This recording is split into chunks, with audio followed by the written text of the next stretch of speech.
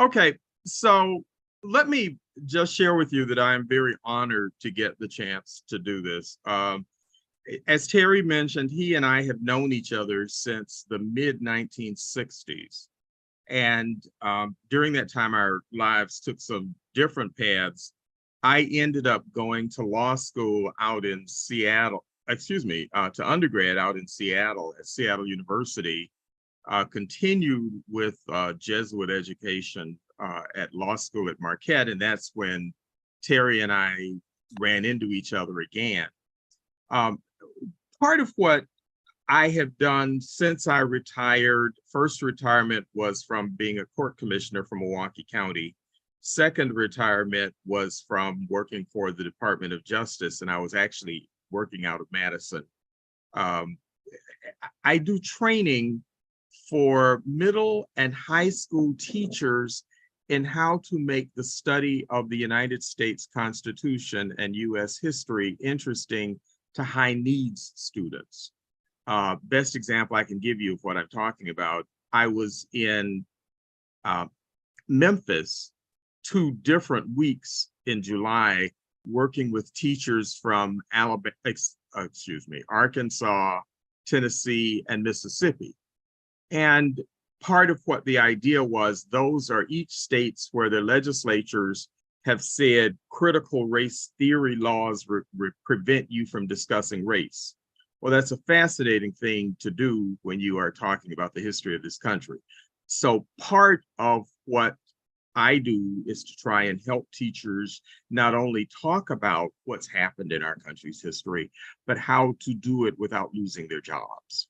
So that is the piece of me that I wanted to share with you. I'm currently one of the vice presidents for the Institute for Wellbeing in Law. Now's the interesting part is I'm going to try and figure out how to get the slides so that you can see them. Let's see here. Please tell me that you see the slides, somebody. Not yet. Uh-oh. Did you share your screen? Did you share your screen, Lindsey? I thought I did, and let me get rid of it. Okay, see, recall me mentioning that I am a technological dinosaur? That's okay. There's a big green button. Getting close. Yay. We All see right. the screen So, now. There and there. Excellent. Well done. Now you have good. Okay.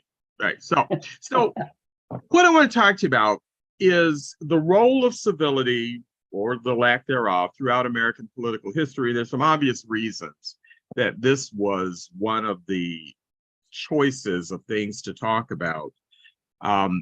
During the course of what we'll talk about, I'm trying to figure out how to advance this now because I'm trying to advance the slide that's not moving.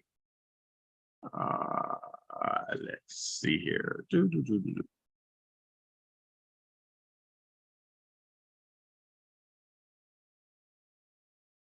There.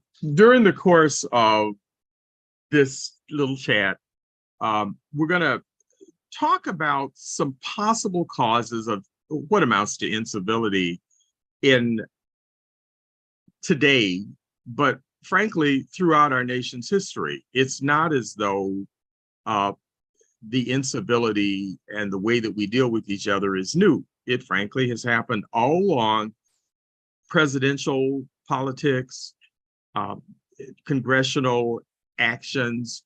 And I want to talk about some possible things that we as individuals, we in schools, and we as a people can do to try and change that.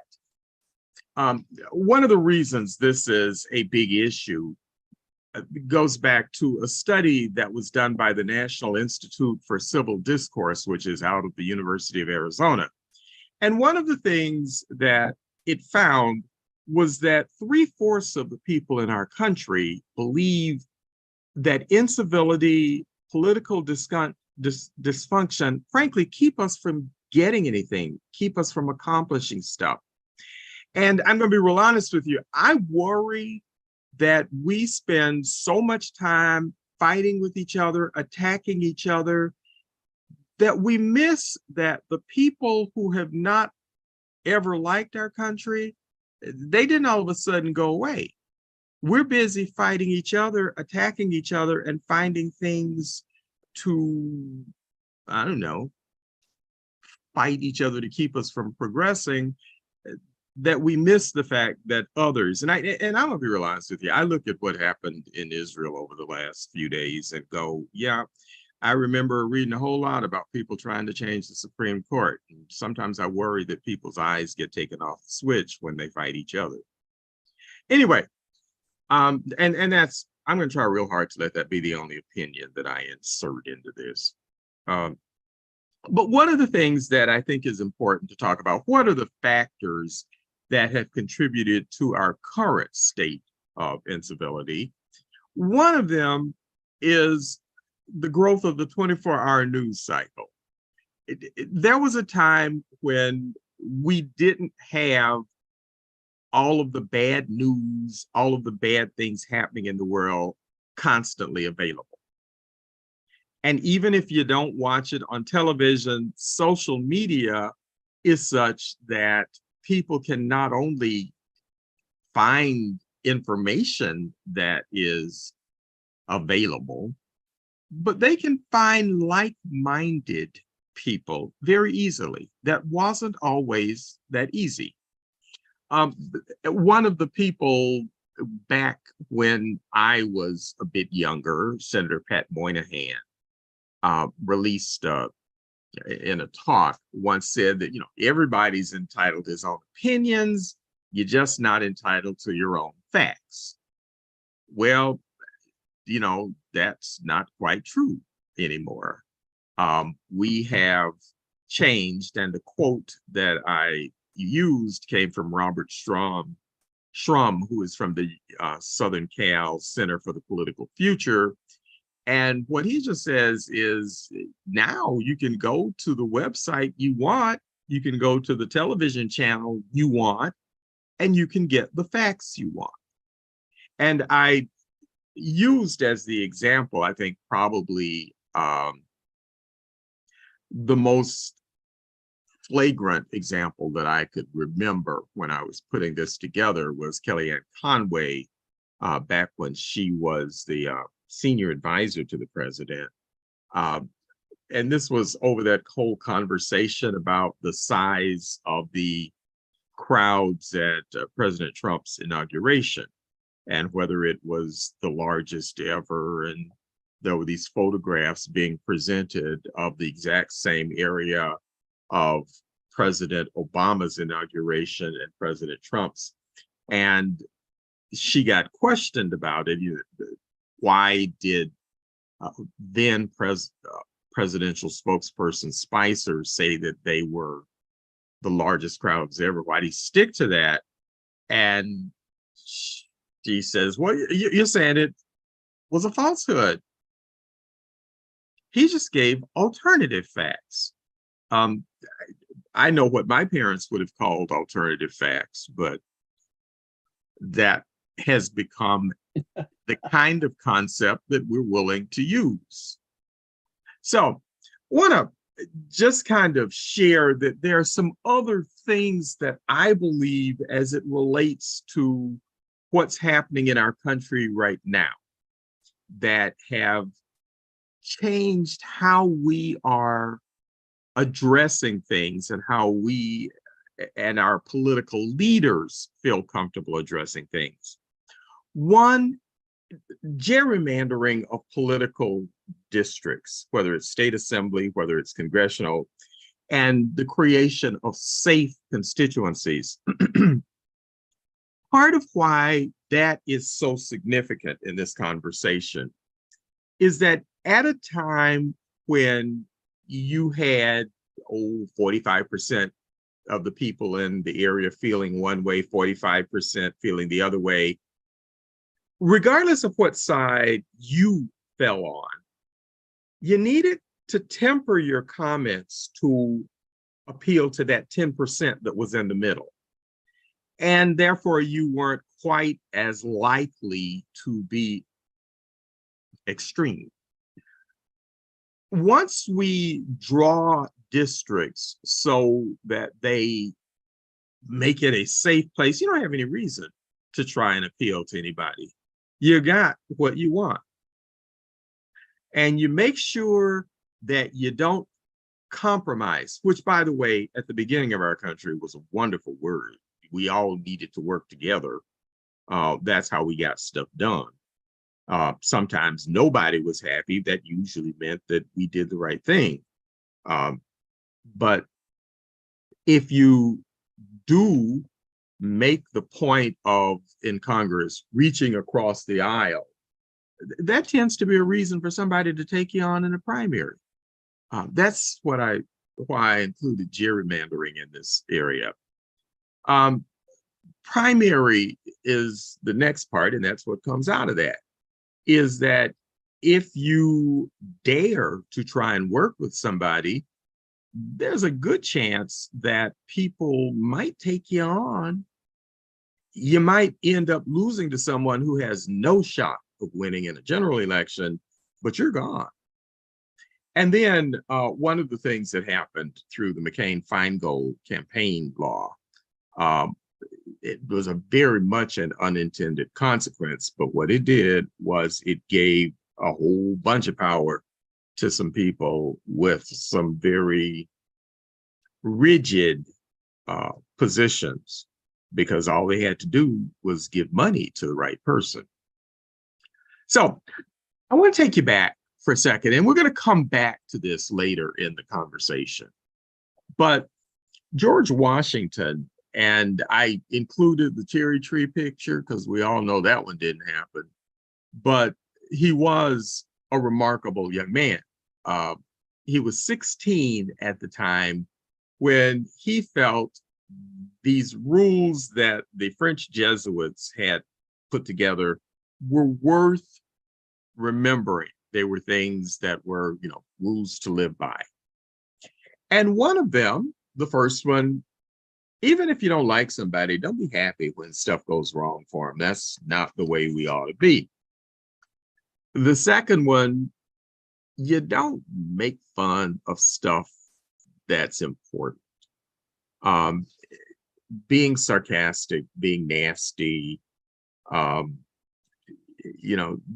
pay, as in be moderate in how you act and hang out with good people. And I think about that a lot. That's my folks used to tell me that. Be careful who you hang with, that it's better for you to be by yourself than to be with some folks that you ought not be, because that's how you will mess up.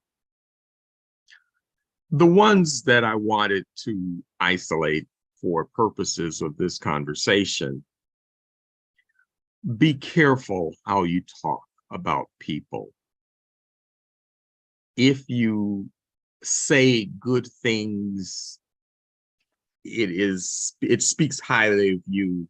And the last one there, you don't try and hurt people. Sometimes people give you the reason to want to do that, but you try not to. That shows you are the better person.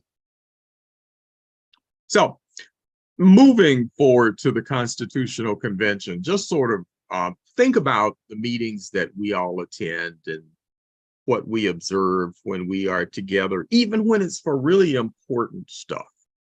The founders at the Constitutional Convention formed a number of committees that were designed to help make this thing do something, come up with hard, difficult work. The Rules Committee came up with some that said, first of all, when you get up to talk, you talk to the president. You address your comments to the president. And while someone is speaking, you don't pass notes. And obviously, I included the no texting allowed to be sure that we relate it to what happens around us. You don't have the side conversations, and you don't read books or whatever else it is. You don't pull out the cell phone and see what's coming in. If you stop and think about how difficult that would be to pull off now. And just think back to when we see the films of what's happening in Congress now. I'm talking about during the regular sessions, besides the fact that for the most part, the seats are empty, but even in the important times, you got folks reading, you got folks on their computers, which by the way, have made it very much easier to not pay attention. But pay attention was basically what this one was. Second one, if you were going to talk, you don't talk more than twice on the same subject. You should have made your point the first time around. And you don't get to talk again until everybody else has had, even if they don't take advantage of it, the opportunity to talk. So I want to talk just a bit about how it was in the early days of Congress. We would love to believe that in the old days, people always acted right. That wasn't true. People engaged in fisticuffs. This illustration is frankly the subject of the next slide. And that is what happened was one of the congressmen from Connecticut was having a debate, and he called the other congressman a scoundrel. Well, that just didn't go over well. The scoundrel spit in his face. A few weeks later, attacked him with a cane. He came back. I mean, there was this fight. What they did was they did respond. There was an ethical complaint that eventually got dropped. You know, going after people with canes and fire tongs kind of strikes me as being, a little bit more than an ethical violation. Spitting in somebody's face, I'm surprised there wasn't more of a reaction, but okay. So wanted to let you all know that we might like to think that either of those descriptive actions would have been the end of a political career. No, one ended up being governor of Connecticut. The other one moved to Kentucky and got elected to Congress from Kentucky. So I'm moving forward. I don't want you all to think I'm going to stay in the 1700s forever. I need to move a little bit to the 1800s because there is an election that I think kind of dwarfs some of the ugliness that we see. Everybody knew that George Washington was going to be the first president. When second term came, everybody knew he was going to be him again. But then the first contested presidential election was 1796. Now, I need you to remember that at that time, the Constitution said the person getting the most votes would be president. And they didn't run with teams, president and vice president. The person getting the second highest number of votes became vice president. And this is how you ended up having John Adams become president. Thomas Jefferson became vice president. 4 years later, they ran against each other again. And that's the one that I want to talk a bit about. Before I get to that, though, I want to be sure that we discuss Thomas Jefferson's view of how people needed to behave in terms of conducting government business. One, if you've got a governing body, it needs to be dignified. And secondly, order, decency, and appropriate behavior, regularity ought to be observed.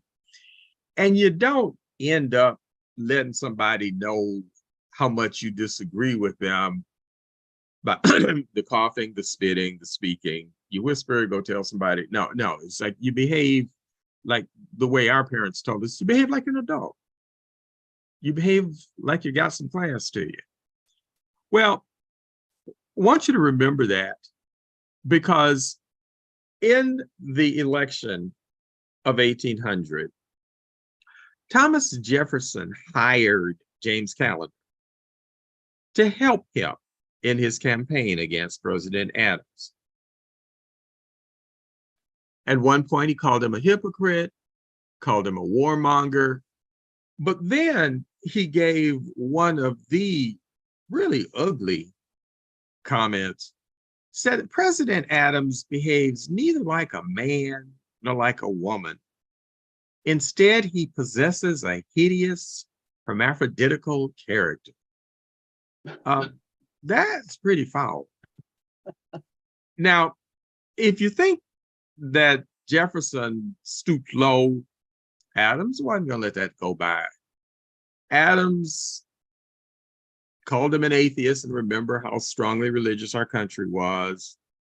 Also called him mean-spirited, low-life, the son of a half-breed Indian squaw sired by a mulatto father. You know, that was 1800s version of what back when I was in school, we used to call talking about people's mama. That this was kind of the nasty stuff that people could say. This was really a ragged political campaign. And recall, these were the top 2 people in our country. Just sort of as an aside, Callender ended up being prosecuted, ended up being jailed. He ended up being released the last day of the Adams administration. And, you know, as it relates to Jefferson that we know for all of the great qualities and his huge role in the founding of our country and the University of Virginia. Jefferson later, and there's a book that I would tender to you if you ever want to follow this. It was called Master of the Mountain. They kind of say, you know, he also had a little side relationship with someone within his household, Sally Hemings, and there was over the years, there was a lot of activity that involved the Jefferson descendants finally recognizing the Hemings family as being relatives. So I need to go back to Congress for a bit. And this one became a long-term fight. The gentleman on the left, Mr. Silly, was approached by Congressman Graves, who is down a little bitty picture down in the corner, and was being handed a letter. He would not accept it. And Graves felt offended, so he challenged him to a duel. They ended up fighting 3 rounds in the duel, like 3 different times. And eventually, so he was killed. There was nothing that said there had been any previous rancor between the 2 of them, but somehow the sense of honor being betrayed because he wouldn't, or offended because he wouldn't accept the letter, ended up with one of them being killed. So to get through this, the 30 years before the Civil War, there were 70 different violent acts in the houses of Congress, between the Senate and the House of Representatives, a whole bunch of stuff. And if you go to the congressional record, the way that it tended to be described, the conversation became unpleasantly personal. But sort of understand that unpleasantly personal could have meant challenging to a duels, somebody being shoved, or guns and knives being pulled on people.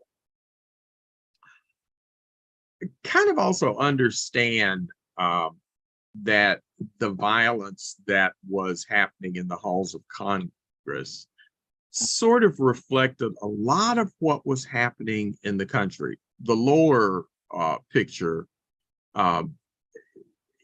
is from the Philadelphia nativist riots. There were a lot of struggles in our country. I believe the nativist riot was 1844. And what this one was very simple. The people of Philadelphia were just not all that happy with the number of Irish Catholics who had moved into the town. There were 11 Catholic churches, 2 of which were destroyed in this riot. There were a whole bunch of things that happened. So this was part of what was going on. The other, the Brule War, and I deliberately included that one because that was from here in Wisconsin.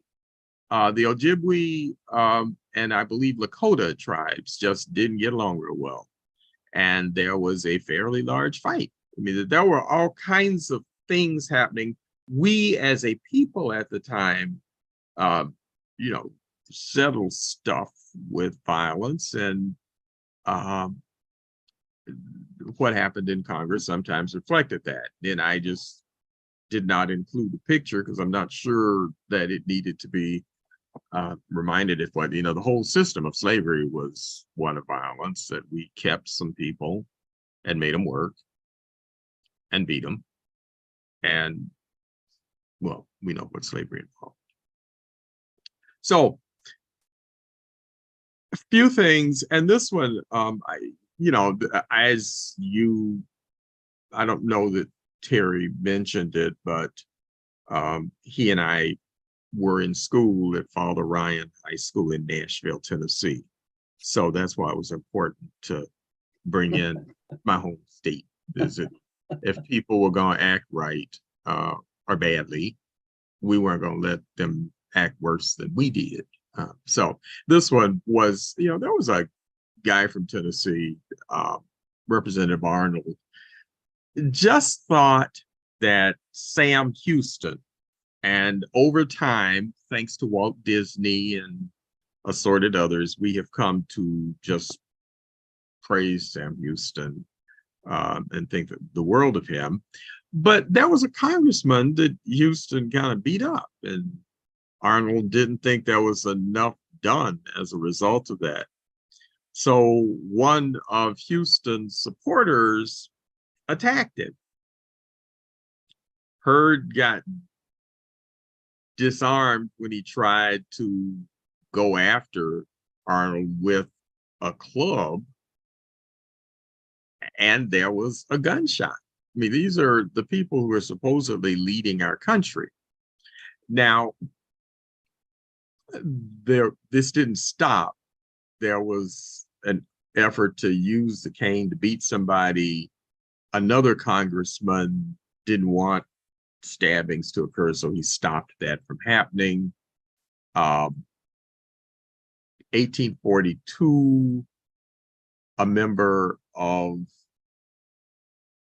the Whig Party confronts this guy, Arnold, Representative Arnold, has a Bowie knife, calls him a damn coward whose throat should be cut from ear to ear. Everybody in Congress did not act gentlemanly or ladylike.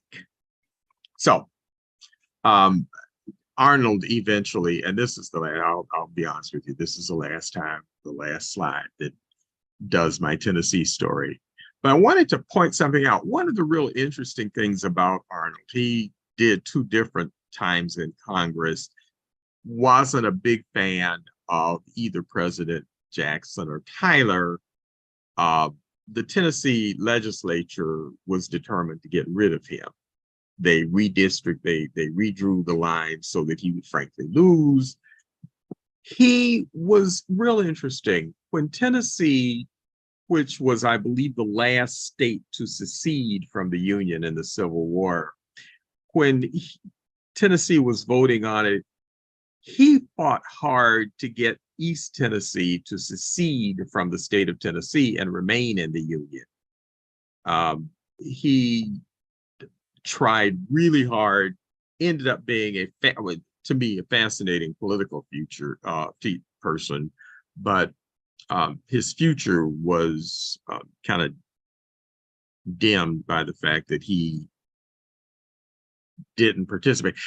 I've got this little notice that says 5 of you have submitted things in the chat room, and I am really, really scared. If they're to me, I just need to tell you, I'm scared to go look at them just now because, yes. You're okay. Most of them are about getting in and getting Okay. the slides. Okay. I just wanted to tell you, I didn't want you all to think I was rude, but as I started off, I'm this technological dinosaur, and I'm afraid that if I start clicking on stuff, I might lose all of you and I won't see you again. So if any of it is to me, I will look at it once I'm done and try and answer anything you might have said. If not Sounds to me, I apologize for the interruption and the talk. Yeah. So wanted to just kind of go back because I've talked a lot about Congress. Don't want you all to think that the presidents were all being real good. There was a presidential election in 1824 in which John Quincy Adams and Andrew Jackson went after each other, but then they had a rematch in 1828 that involved just really nasty things. Adams had been minister to Russia. The Jackson people said that he had turned an American servant girl over to the Tsar, and they referred to it as the appetites of the Tsar. So we all knew what was being discussed. He supposedly bought gambling devices for the White House. However, the gambling devices were a chess set and a pool table. Jackson, on the other hand, was a slave owner, and there were a number of changing mores, even in those who were comfortable with slavery.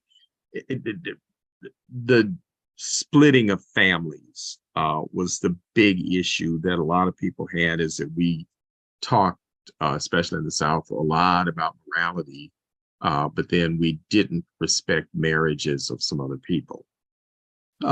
Also, kind of remember that there was the big thing of Andrew Jackson had married before the divorce of his wife became final, and therefore there were lots of things that got said about her. So this was, again, one of the really ugly, very personal attacks. Slavery did a whole lot to bring about attacks, and this one I will just whip through it, but real quickly, what you had was a pistol get pulled on another member of the Senate and the chambers. There were people who intervened, and so it sort of ended just with somebody pulling a chair, pulling a pistol on his way to attack a fellow senator. Probably that instance that we know best had to do with the beating of Charles Sumner during the whole issue of the argument over Kansas's admission to the Union, referred to both the future presidential nominee and senator from South Carolina as noisome, squat, and nameless animals, and used really colorful language to describe slavery, accused Butler of taking a mistress who was ugly to other people, but lovely to him. That didn't go over well with some people, including Butler's second cousin, who was a representative from South Carolina. Sumner was on the Senate floor, and essentially Butler beat him with a cane. Brooks, beat him with a cane. There was significant injury, like 3 years worth of hospitalization worth of injury. And what you kind of want to know is that as people were trying to stop this from happening, another South Carolinian, Senator Kite, held a pistol, said, "Stay away, stay out of it, let them be." So there was more. Want to quote the Richmond Inquirer, because if you think about what to us sounds horrible, the paper reported, we consider the act good in conception, better in execution, best of all in consequences. This was also reference to a duel that had been scheduled. If you recall, in duels, people get to choose the weapon, and the congressman from Massachusetts chose rifles. Well, when the congressman Brooks found out that the Massachusetts man was an excellent marksman, he didn't show up, and that's why the duel never took place. Anyway, Brooks got charged with having beat up on Sumner and ended up being fined $300 for beating somebody enough to be out for 3 years. Okay, just added one more note. During the fight over admission, there was a lot of name calling, including a Pennsylvania congressman being called a black Republican puppy. The same Kite guy did that. And there was this argument, there was a fight, and in it, well, it kept going until a congressman from Mississippi's hairpiece ended up being taken off, replaced, and folks were laughing so much at what happened that the fight ended. Now, I want you to tell you, Mr. Shelton, Terry wanted to be sure that I did not skip that there was a Wisconsin connection to this. Thank you. During this fight, when the hairpiece came off, it wasn't just that it fell off. It got torn off this guy's head. And one of the two people who took it off his head was the gentleman in the picture there. That was John Potter, who for some reason had the name Bowie Knife. But Mr. Shelton, I appreciate your helping. I will share with you all, I sent some slides about this presentation to Terry beforehand, and I think he noted that I kind of breezed past the fact that we had contributed, the Dairy State had contributed to the story. So I just want to thank him and make sure that I made up for my looking or overlooking our contribution. So, all right, quickly moving to the 20th century, just sort of included a story. And by the way, I hope you all have noticed how many people from South Carolina show up. As much as we talk about incivility in our country, there are a whole bunch of people, Southern hospitality, whatever it is, a whole bunch of the people we've been talking about came from South Carolina. Anyway, this was another one in 1902. And this was between senators from South Carolina, and one was called willful, malicious, and deliberately lying. Was accused of that. And that was unacceptable. So he just walked over and slugged him in the jaw. Nothing came out of that one.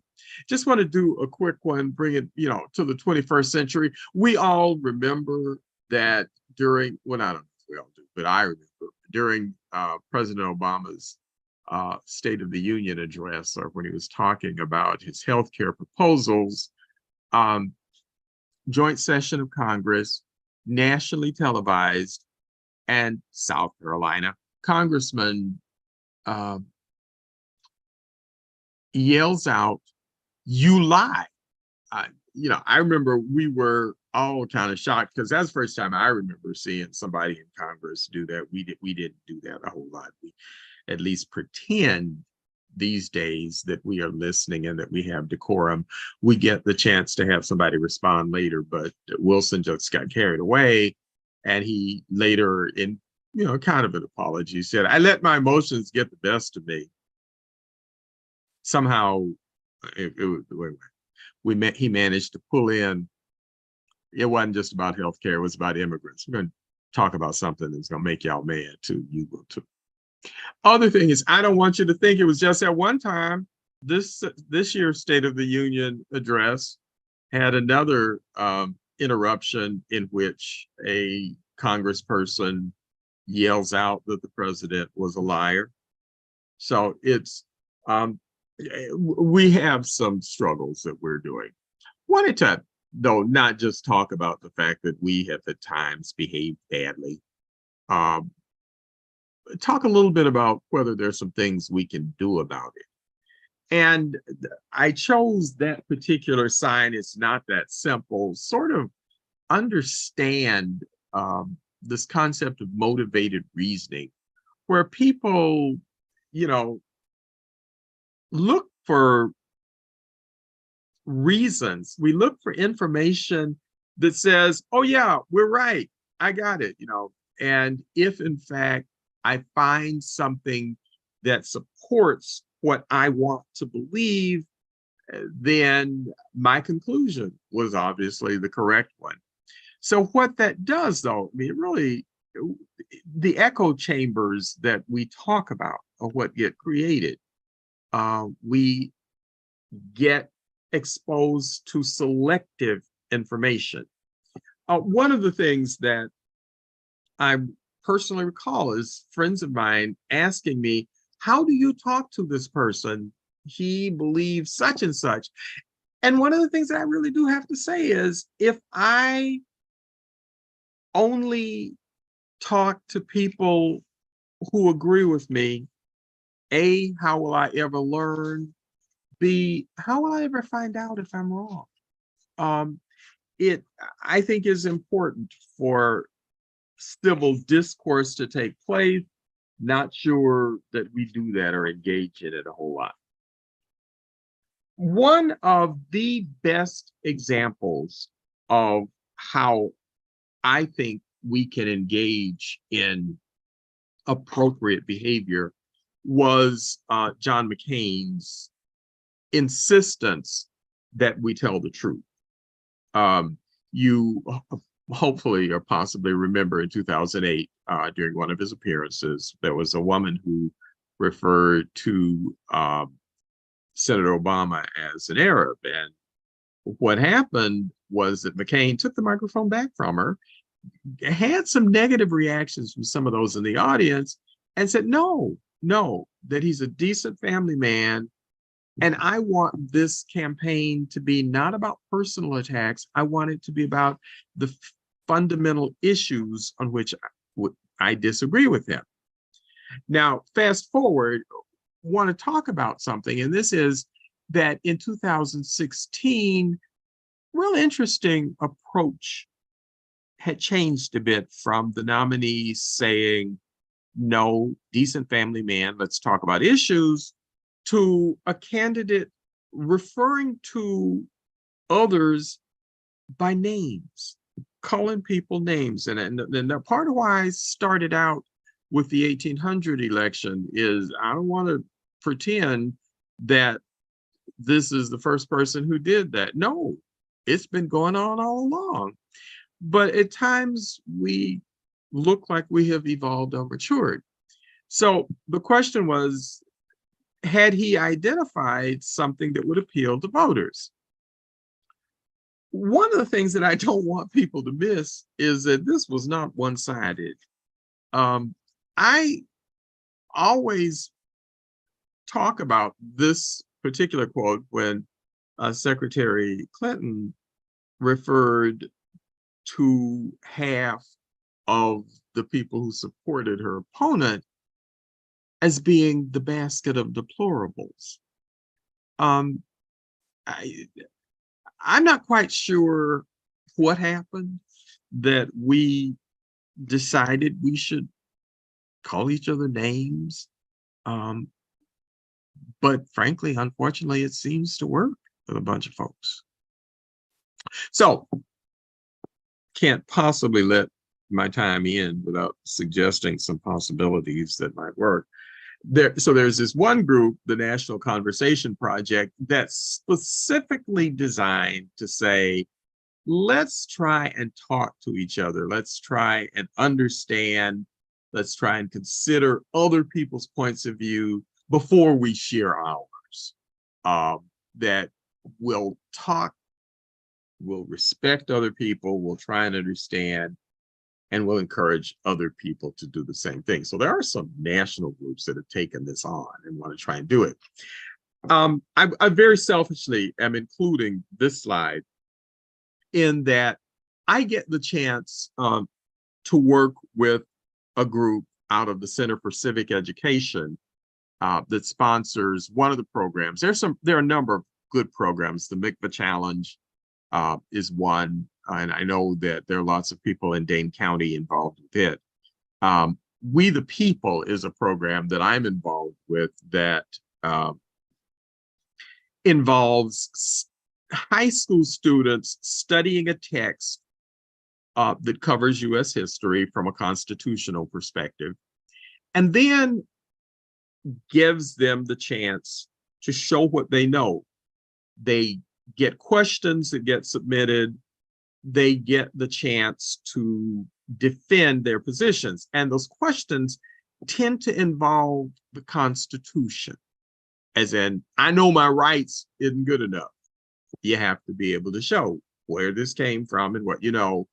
I have been fortunate enough to judge the nationals, and up until the pandemic, the finals took place in the congressional hearing rooms. The young people got the chance to sit at the very tables where they saw people testifying on the news. Anyway, wanted to show you the results of the May competition that took place in DC. Wisconsin placed 5th out of, I believe, there were 48 teams. Nice job, Lindsey. Anyway, that was me cheating. Wanted, as I'm wrapping up, want to talk about a couple of things.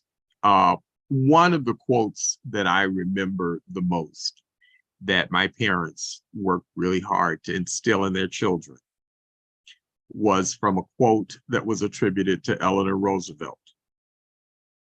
Great minds discuss ideas. Average minds discuss events. Small minds discuss people.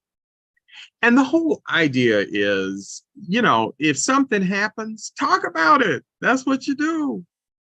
If you have a better idea, if you can think about some things, if there's some concepts, if there's some policies, that's what you talk about. How does that make stuff work? How does that affect the events? Don't devolve into somebody who can only attack others.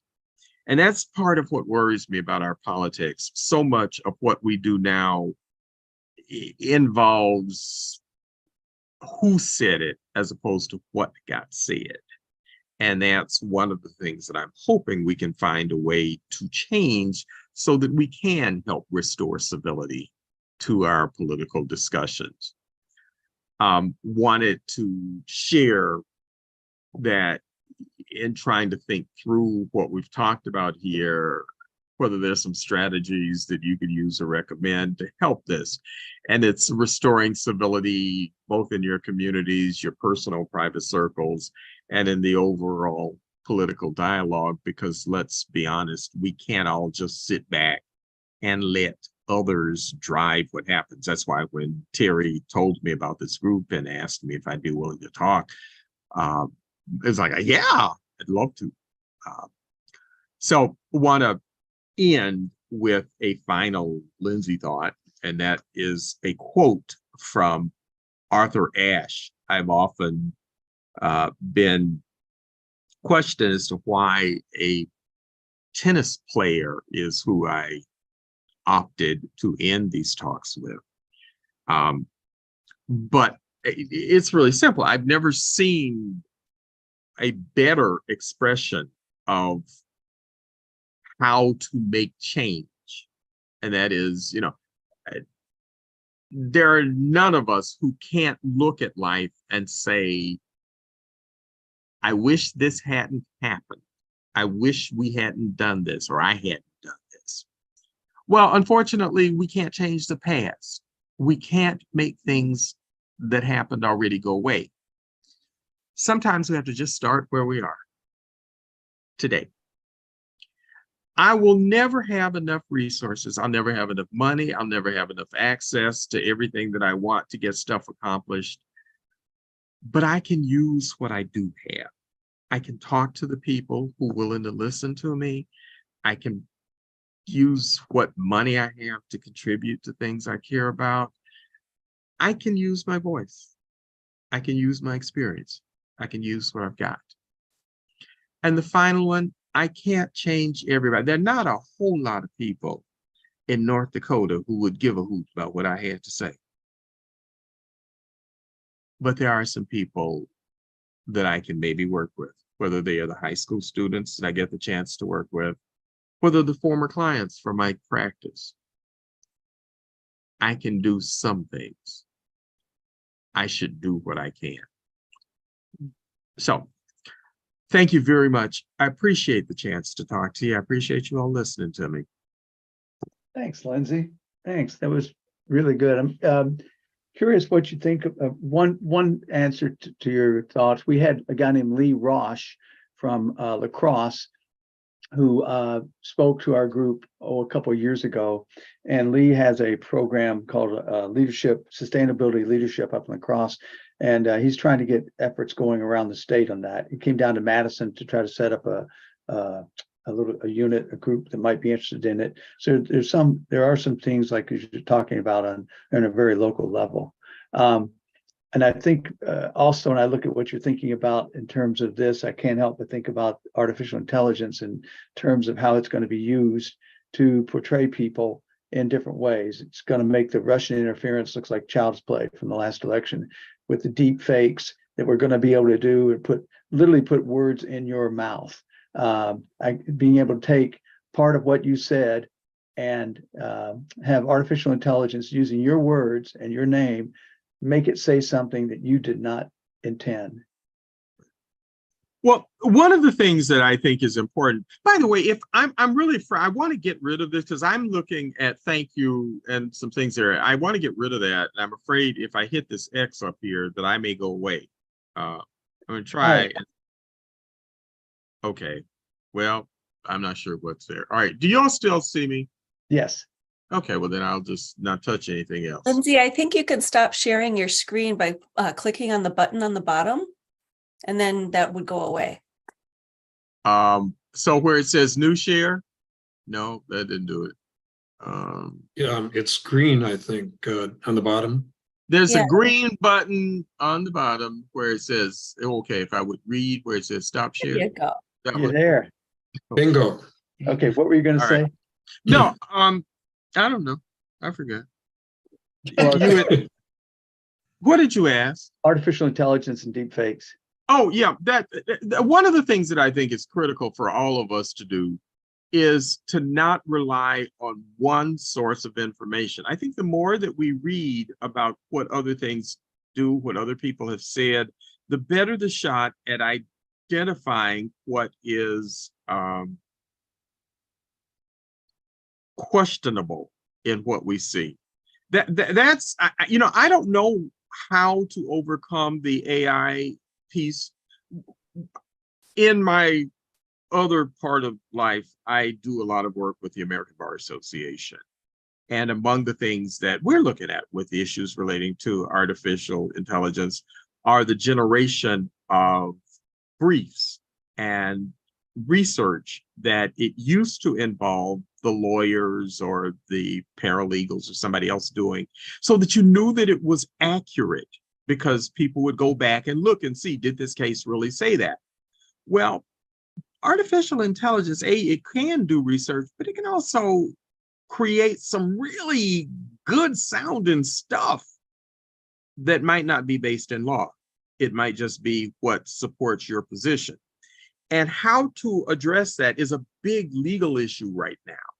How to make sure that people in law school are doing the work they're supposed to do, like the research that's happening. So I don't know how we're going to get past that, other than if we hear or see something that looks questionable, that we take the trouble to look beyond it and not dig our heels in based on what we see. I don't know how else to do it. I don't like the fact that we always rely on government ought to make some laws about. No, I mean, I would like it if we would regulate how things can happen, but that's not going to stop people. People are going to do what they're going to do and wait until they get caught. Lindsey, one of the, and thank you very much. This has been really great. A common way that I've seen people react to the polarization and the conflict that we have today is simply to avoid it. I'm not going to have a conversation with so-and-so because it's going to get heated, and that's my approach. What is your reaction to that? I'll be honest with you, there are some friends that I have, one in particular that I have said, I can't talk to you about politics. I get depressed talking to you. And it's not the difference in the ideas. It's the us versus them approach to politics. I don't have to agree with you.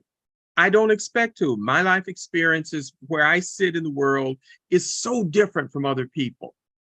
And that was the comment I was making earlier about, and if I don't listen to you, how do I learn?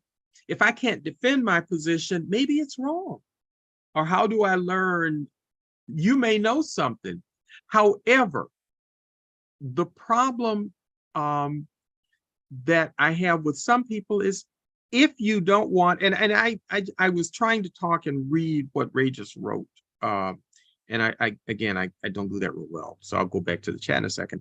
But there are some people who, no matter what you say, it's not going to make a difference. They have decided. But I don't like cutting off people if I can continue the conversation, because it's helpful. If it's all it's going to do is make people mad, if it's going to make me dislike somebody, no, it's probably not a good idea. Nancy, I like that. Yeah. People who are going to consider an idea.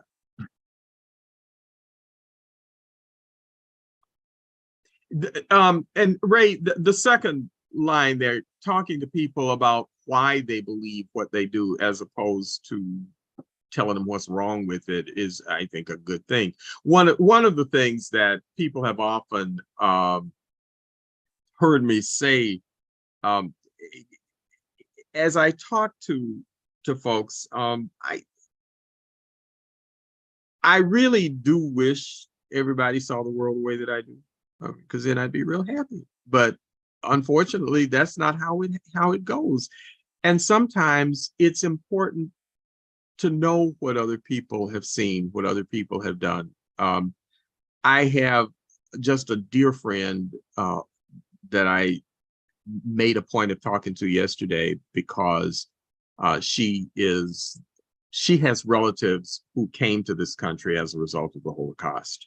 And she is just struggling beyond belief right now, because what's happening in Israel is so painful to her. But what's happening in New York and some other places where there are people who are celebrating the attack is just the part that she's feeling quite wounded by right now. And having the conversation about worry that the reaction is going to build years of intensive hatred. And for us to also realize that, yeah, Israel has been there for 75 years, but there are some folks who live in that area whose ancestors were there a long time ago and who think, y'all took our country, you all got rid of our land, helps explain that no, what happened was horrible. You don't just do that, but sort of understand sometimes we have to talk to folks who have very different views of the world. Yeah, that is such a tough one. Well, they're all tough. They're all tough trying to get to be able to talk about. I mean, you talk about the history with Palestine and Israel, all of that. I mean, you can talk about this has been the biggest open air prison in the world for how many years now? It's just a ghetto. It's a open air prison. Okay, but it doesn't help. And what happened this weekend was horrible and it continues to be. But it's at some point you got to sort of move on from where we are and say, now how do we talk about these things? You know, if someone's particularly younger and doesn't know the history of it, back to 1948 and the things that happened with that, and some people want to argue the history of it, and others want to say, well, all right, then what do we do now? Is there a way to keep this kind of to have broken up this apartheid? You know, I mean, you can pick out this on any issue. To try to say how far back do we go, how do we move from now with it, and it's wrenching to try to have that kind of conversation. One of the things that I talked about earlier about the time in Memphis this summer that really scares me a bit, and I don't quite understand the whole notion of critical race theory pieces here in our country, and states saying, you know, you can discuss Rosa Parks, but don't bring up the issue of race. And you go, what? And you don't talk about some pieces. There are parts of our history. And I happen to be one of the people, and Terry knows my dad is one of the people who drove folks to work during the Montgomery bus boycott, that we lived in Montgomery. And actually, I was baptized by Martin Luther King. That part of what is very troubling in the discussion, I happen to also be one of the people who believes that there is a greatness in America that is because of the ugliness that we have overcome in this country and the opportunities that people got despite some ragged stuff in our history. To not want people to know that, and to not want people to know what we did, I don't get that. I don't understand it.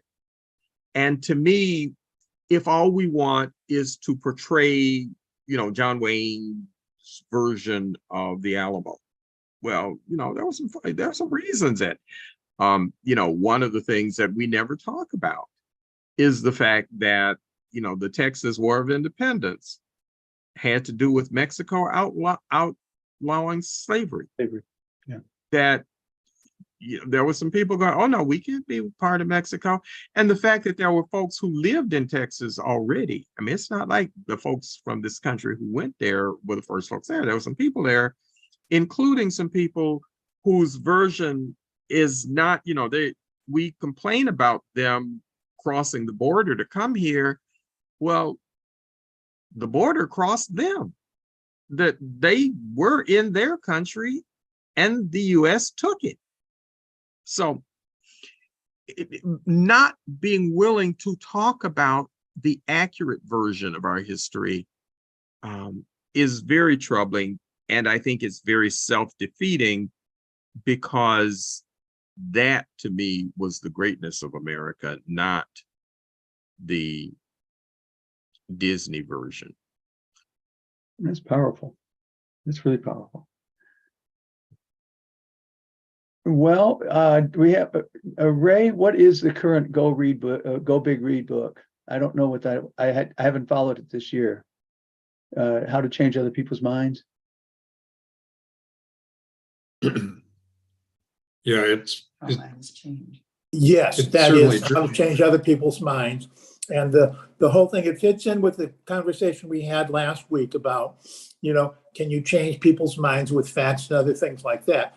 You need to, one of my favorite statements is the golden rule is to do unto others as you would have them do unto you. I believe in the platinum rule. Do unto others as they would have you do unto them. By changing that perspective, I'm not the one who's in charge of the conversation and the thoughts. I need to listen to you. I need to know what it is that you are thinking. And only then can I provide information that is meaningful to you. Otherwise, it's only information that's meaningful to me. And I've already made up my mind. Another way of expressing that is do unto others what you wish they had done to you. Future nice. How minds change. Okay, David McRaney. How minds change. The new science of belief, opinion, and persuasion. Okay, I missed that. Thank you so much. Well, Lindsey, thank you personally. The old Yeah, father, very much. Go Panthers.